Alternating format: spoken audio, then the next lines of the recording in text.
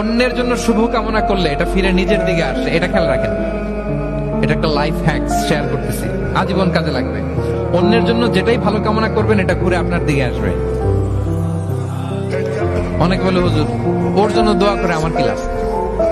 নিজের জন্য আল্লাহ আমারে মাফ করে দাও, আল্লাহ আমারে সমৃদ্ধি দাও, আল্লাহ আমার বেতন বাড়াও, আল্লাহ আমার ব্যবসায় বরকত দাও, আল্লাহ আমার ছেলেরা হাফেজ বানাও, আল্লাহ আমার বউ, আল্লাহ আমার মেয়ে, আল্লাহ আমার আমার আমার সব আমার ভালো আপনি চাচ্ছেন নিজের জন্য, অন্যদের জন্যও চান।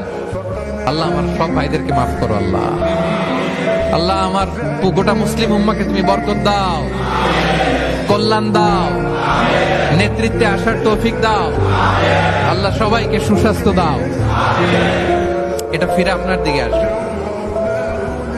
অন্যের জন্য শুভকামনা বহুগুণ বৃদ্ধি হয়ে নিজের দিকে রিটার্ন করে। বিষ্ণু সাল্লাল্লাহু এটাই বলেছেন, মা মিন আবদিন মুসলিমিন ইয়াদউ লিআখিহি বিযাহরিল গায়বি ইল্লা ক্বালা লাহুল মালাকু ওয়া লাকা বিমিসলিন। কেউ যদি তার ভাইয়ের অনুপস্থিতিতে তার ভাইয়ের জন্য দোয়া করে, ফেরেশতারা ওই দোয়াটা তার জন্য আগে আগে করে। তাহলে অন্যের জন্য শুভকামনা করলে, দোয়া করলে লাভ না লস?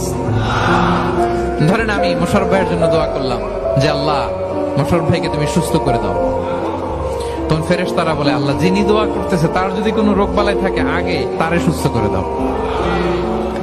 ধরেন আমি বেলায়েত ভাইয়ের জন্য দোয়া করতেছি, আল্লাহ বেলায়েত ভাইয়ের এই সমস্যা আল্লাহ তুমি দূর করে দাও, ফেরেশতারা বলবে আল্লাহ যিনি দোয়া করতেছে তার যদি এই সমস্যা থাকে আগে তারে এটা দূর করে দাও।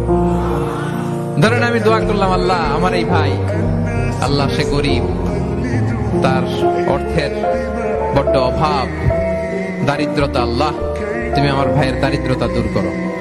ফেরেশতারা বলে ওয়ালাকা বিমিসলিন, তোমার জন্য এটা, মানে আল্লাহ যিনি দোয়া করতেছে তার যদি অর্থের প্রয়োজন থাকে আগে তার দারিদ্রতা দূর করে দাও।